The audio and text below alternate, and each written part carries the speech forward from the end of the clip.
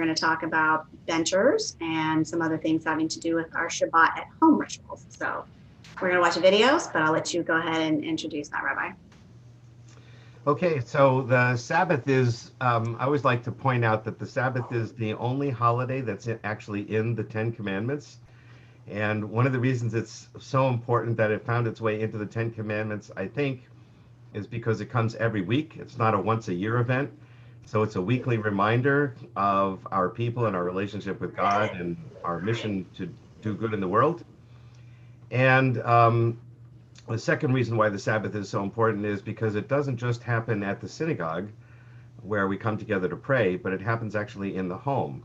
It's a home ritual where we get to teach our children and raise our family with the values that the Sabbath teaches us. So there's a ritual at home, and it involves saying the blessing over wine, saying blessing over bread, and saying a grace after the meals at the end.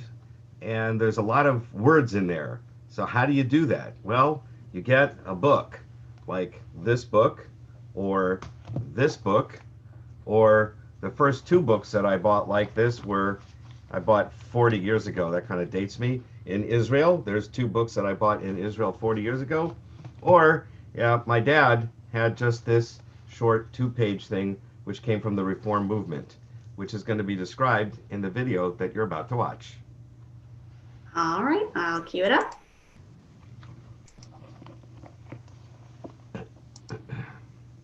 Growing up in Tucson, Arizona, my father used to make kiddush every Friday night at the family dinner table.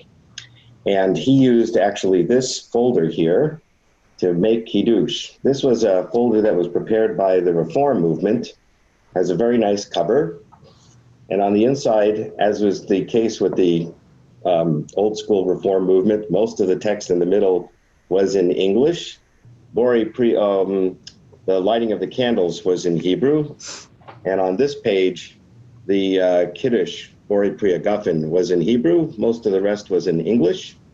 But my father wanted to do the whole paragraph of Kiddush. And so he hand wrote for himself on the back side the Hebrew so that he could do the Kiddush Friday night when he made the blessing over the wine at our family table. So this was what my father used.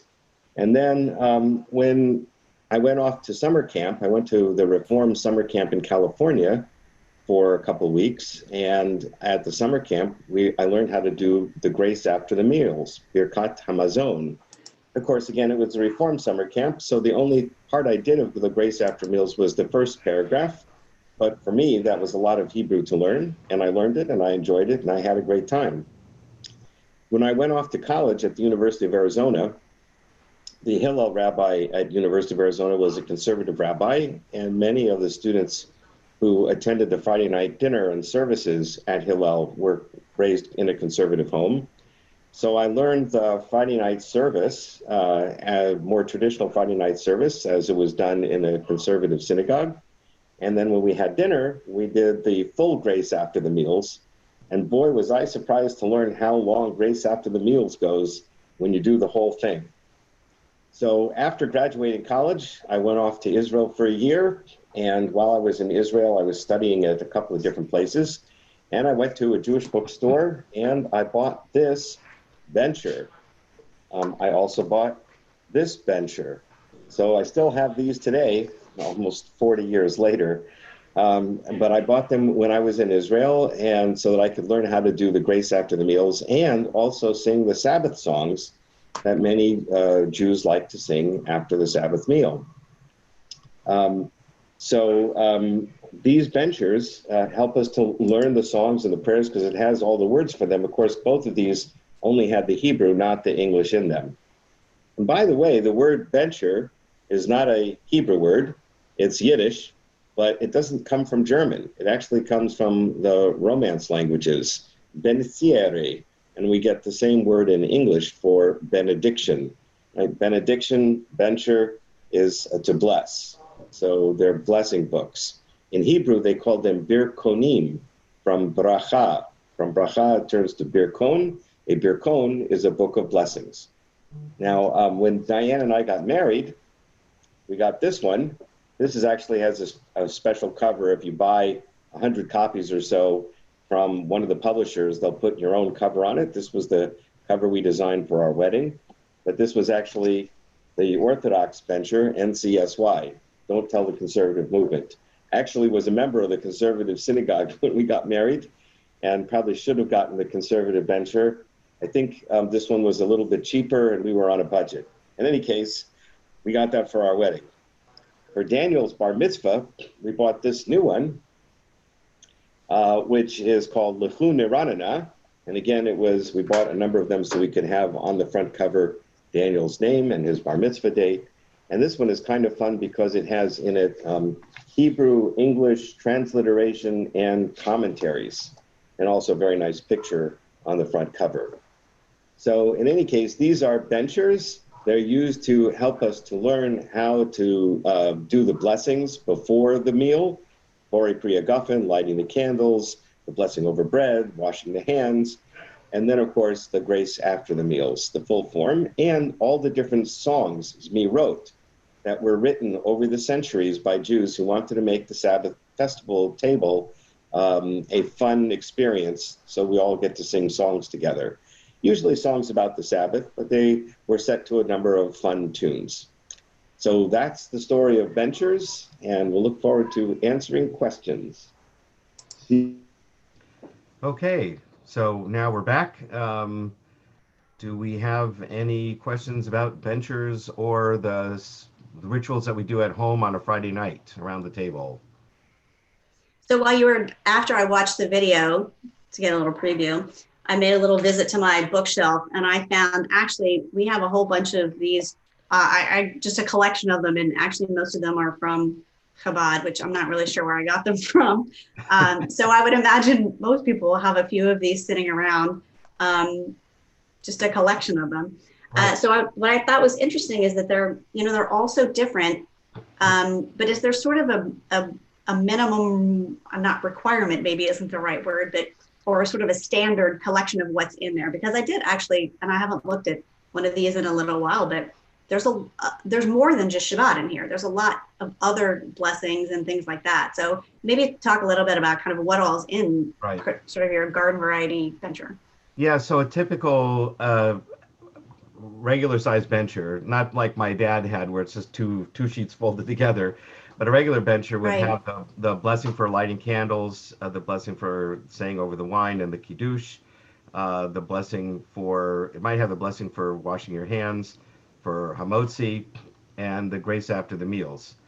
They'll also have the special kiddush for festivals, because the one for festivals is a little different than for Friday night. And then the one for Rosh Hashanah is even different from the regular festival one, so they'll have that one.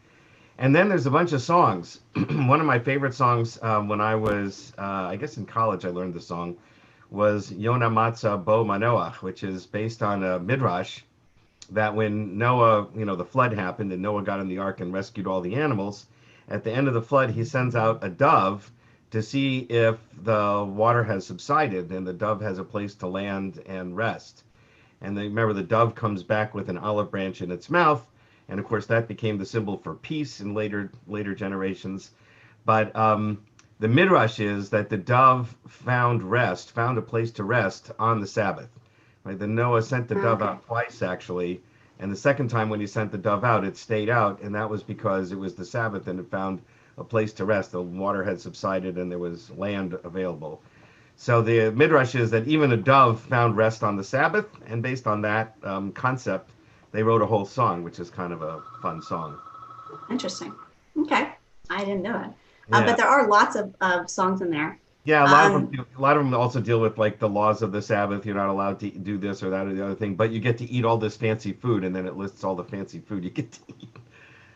So are these songs normally something that people would sing at the Shabbat table? Is that just a sampling of whatever?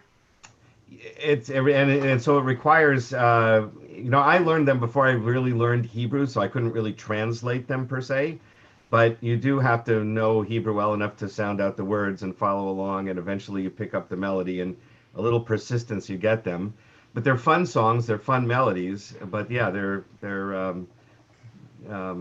Maybe we should do some of those. Dror Yikra is one. If you know Dror Yikra is a song that people sing. Yom Ze Mechubad, this is an honorable day. Yom Ze Li Yisrael, this is a day for Israel. A few other songs like that. Cool. So one question people always ask, the Birkat Hamazon, why is it so long? Why is it so long? Yeah. Why is it so long? So my teacher said, well, first of all, the commandment in the Torah, actually in Deuteronomy, is you should eat and be satisfied and bless the Lord your God. So the order should be eat first, eat enough food to be satisfied, and then you say a blessing. We say a blessing before we eat also, but that's not what the Torah requires. The Torah requires a blessing at the end. And what my teacher told me was that if we did Birkat Hamazon at the beginning, people are really hungry. They don't want to spend 5 minutes or whatever singing before they eat. So they want to eat and be satisfied first, and then leisurely thank God for the food. So we say a short blessing at the front and a longer blessing at the end. The Birkat Hamazon is based on 3 main blessings. The first one is just for the food. The second one is for the food and the land which provides it. And the third one is for Jerusalem. And then a bunch of stuff was added to it after that to make it long. Mm-hmm. So when we do, a lot of people do the brief version of that. Is that just that's just the beginning part? Yeah. Or is it a condensed from several parts? Usually what people do is the first paragraph, which ends Hazana Takol. Mm-hmm. Right? That's the end of the first paragraph. Then there's an abbreviated version that then goes to Kakatuv. Yes. Right? And that ends with the one Al Haaretz V'Al Hamazon, on the land and on its food. So, and then the third one, Yerushalayim, is about Jerusalem. So there's a short form Birkat Hamazon that includes those 3 essential blessings and kind of cuts out all the extra stuff that was added. Yeah. Or the long version. Yeah. The really long version, right. I like to say it's like the 1040 with attachments. Oh, that's a good analogy. I like that. Yeah. Good. So let's talk about a couple of other things that I think we all have as part of our, even if we don't do all of that, we all have sort of the basics of our Shabbat at home ritual, which are candlesticks and our Kiddush cups. Kiddush cups, right. Yes. So candlesticks, why do we light 2? Yeah, so I have, by the way, I have a little show and tell here since it's sort of show and tell Shabbat. So here's my candlesticks. They have little Jewish stars in them. There we go. The idea of lighting candles goes back to an argument. Jews always argue. So 2,000 years ago, of course. So 2,000 years ago, there was an argument that says in the Bible pretty clearly not to light a fire on the Sabbath. That for sure is forbidden. What else is considered work that we're not supposed to do on the Sabbath is not clear. But one thing is clear: work includes lighting a fire. So you're not supposed to light a fire. The argument was, does that also mean I can't use a fire that's already lit? Right. So this is because Jews are, historically lawyers. So we put on our lawyer hats and we're trying to define what the law is. The law seems to only prohibit lighting a fire. It doesn't say you can't make use of a fire that already is lit. Okay. So there was one group of Jews who said you can't use a fire at all. And so we're going to sit in the dark and eat cold food and be cold in the wintertime because we're not going to use a fire. And but we're going to enjoy the Sabbath in the cold, dark, eating cold food. The other group said that's ridiculous. The Bible also mandates that the Shabbat should be an oneg. It should be a delight. And it's not a delight to sit in a cold room in the dark and eat cold food. Right. So God must have intended for us to be able to use a fire. So what they said is we're going to require people to light a fire before the Sabbath begins so that you can then use that fire for light and warmth and to keep your food warm. And then once they required it, they said, now how much light? And of course, then we have to define how much light is light. Mm-hmm. A lot of people would light one candle in their house at night, just so that they don't stub their toe on a bed or something like that. Just so they can kind of see and it's not pitch dark. So they said make 2 lights, and that way it's clear this is for the Sabbath, and it makes it a little brighter, a little more cheery. So the requirement is to light at least 2 lights. You can light more. Rabbi Strauss, I think, in a video about a month ago, mentioned that in his family they light one, also I light a was going to candle. say that. I think a lot of people have that Yeah, tradition. right. So lighting a candle for each of your kids Mhm. as well. And we have in our museums cases, when we get back in the building, you can see them. uh, there's Sabbath lamps that were used in the dining room, and they are star-shaped lamps. And basically, there was oil put in the middle, and then each of the star points was Mhm. where a wick was inserted. So there are like many wicks that would be inserted in the same oil.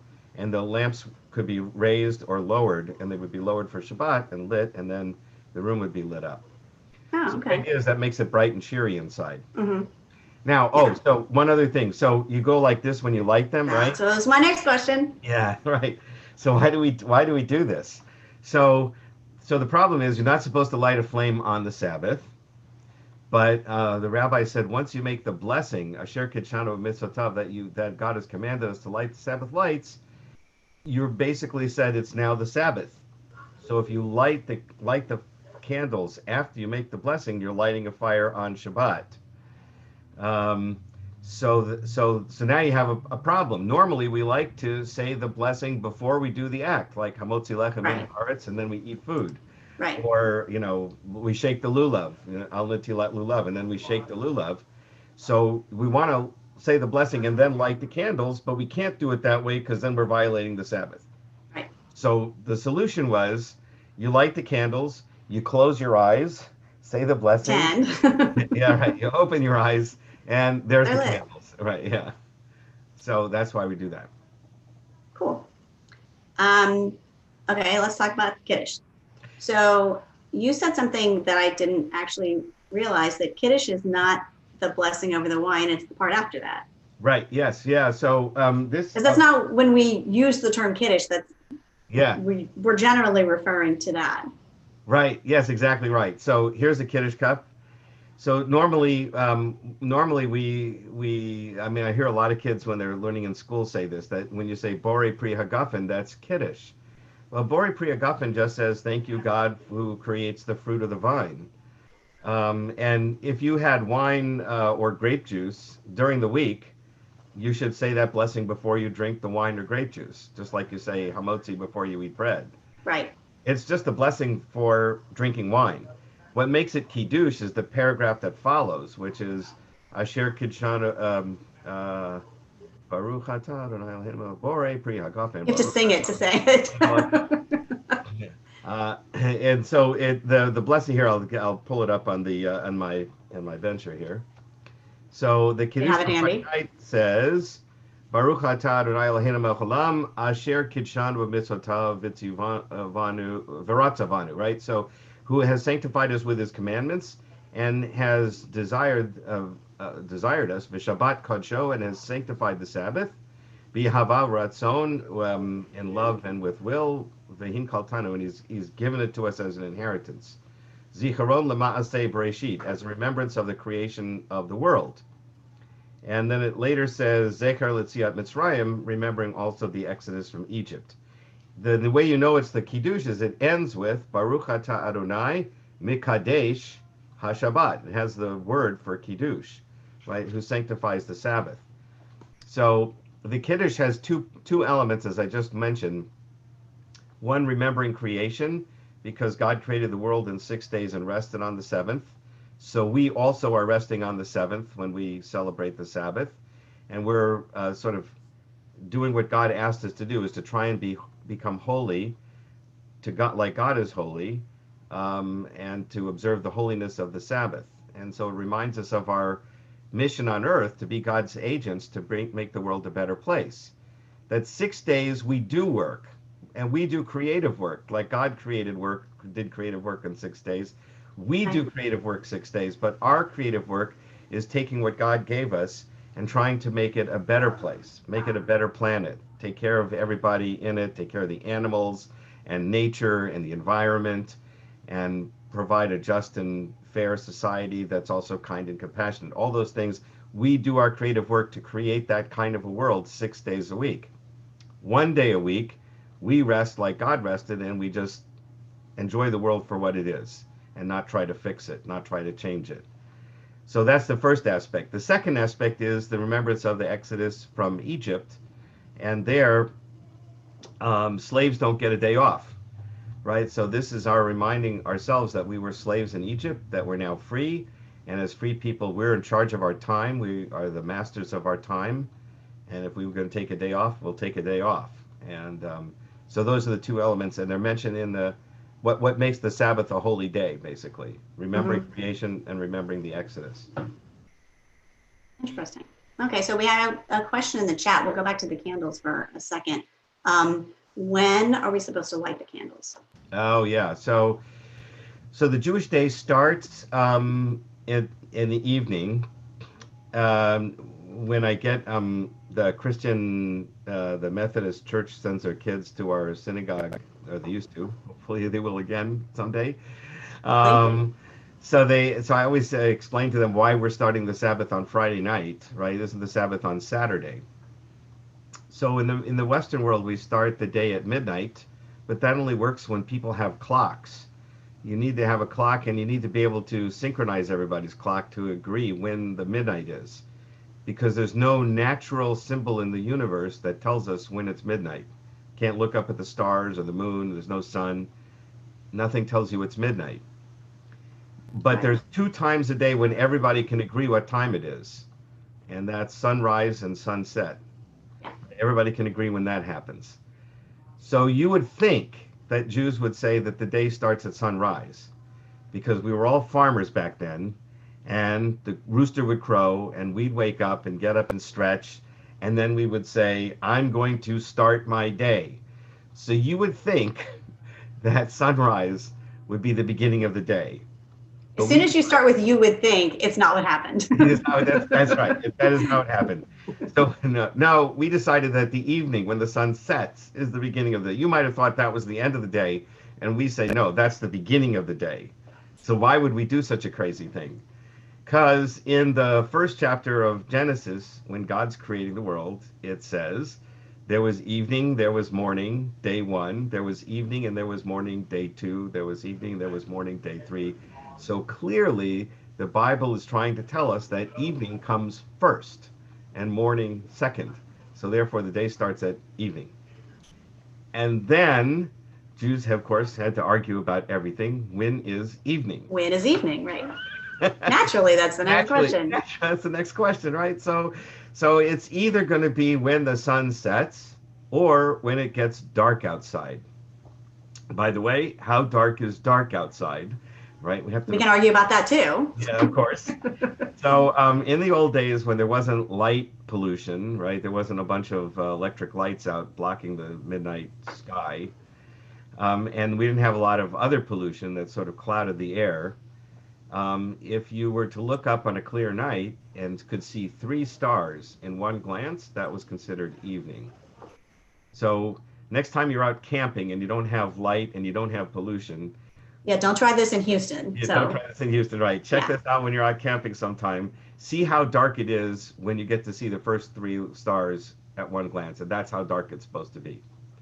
Okay, so we have this dispute. Is it when it's dark outside or when it's sunset? There's about a half an hour difference or 45 minutes difference in between the two of them. So normally, before people were obsessed with every minute of the day, before we had clocks to keep track of minutes, people really didn't care so much whether it was sunset or dark outside. But on the Sabbath, it makes a difference because you're not supposed to work on the Sabbath. So the rule was we're going to start at the earlier time, right, at sunset, and we're going to end it at the later time when it's dark outside. And that way, for sure, we're not working on the Sabbath. Right? They couldn't decide when it was that the day actually began. So to be safe, we start at the earlier time and we end at the later time. And then they did one other thing for people like me who are procrastinators. I'm sure nobody out there is a procrastinator. No. But for people who are procrastinators, they said, let's back it up another 18 minutes. That way, extra sure you don't miss it. Extra sure you don't work on the Sabbath. We're going to make you light the candles 18 minutes before sunset so that you won't be waiting till the last minute, literally, and then accidentally light a fire on the Sabbath. So to answer the question, that was a 10-minute answer. When do you light the candles? 18 minutes before sunset is when you're supposed to light. Now, what is actually done in people's homes? During the wintertime, sunset can be at 5 o'clock, and it can Right. be even earlier if you live farther up north. A lot of people don't get home from work by then. So, what I know a lot of people do is they've decided that when they get home and they sit at the Sabbath table and they're ready to start the meal, that's when they're going to start the Sabbath, and that's when they light candles. I Right. can't tell you that that's kosher because you're lighting a fire when it's already dark outside. Right. But I can tell you this on the other side, which is the act of lighting Shabbat candles was such a powerful symbol of the Jewish faith that, as we've talked about on other occasions, conversos, people who were forced to pretend to be converted to Catholicism, Right. they would continue to be Jewish secretly, and one of the symbols of their secret Jewishness was lighting candles on Friday night. That's how powerful a symbol lighting Shabbat candles was. So I understand the power of lighting Shabbat candles, and I feel very uncomfortable saying don't light at all because you're not home in time. And I do totally understand wanting to light Shabbat candles when you can. So, like I said, I can't say it's kosher, but I get it, and I can tell you that a lot of people do that. They light candles when they start the Shabbat meal. Is there a reason that for the sequence that candles are first and then Kiddush? Yeah, probably because okay, so back in the the days when there was more gender distinctions between people. So women were in charge of lighting candles. That was considered a home ritual that the women were in charge of. So they would light candles while the men would go to the synagogue to pray. And then when they came home, they would make kiddush as part of the Sabbath meal. Gotcha. So lighting candles was happening early, and the kiddush would happen later. So I think that's why that's the order that it's set in. I would say today, as a modern Jew, I'm not. I think it's even nice, perhaps, you may to consider switching the genders up. Men can light the candles, women can make kiddush. I'll leave that up to every family to decide. But the original idea was women light candles and men make kiddush. Gotcha. Anything else you can think of to add? I think this is a huge topic, and I think we can do several, well, Yeah. probably an infinite number of them just around Shabbat and its rituals. So Yeah. I think we'll plan on doing Okay. definitely some more of these. If anyone has any questions that they didn't get to ask, put them in the Facebook feed because Rabbi Morgen can go back and answer them. And we will plan on doing some more, delve into some more of the Shabbat rituals for our Okay. next show and tell. Great. Thank you all for coming. Thank you.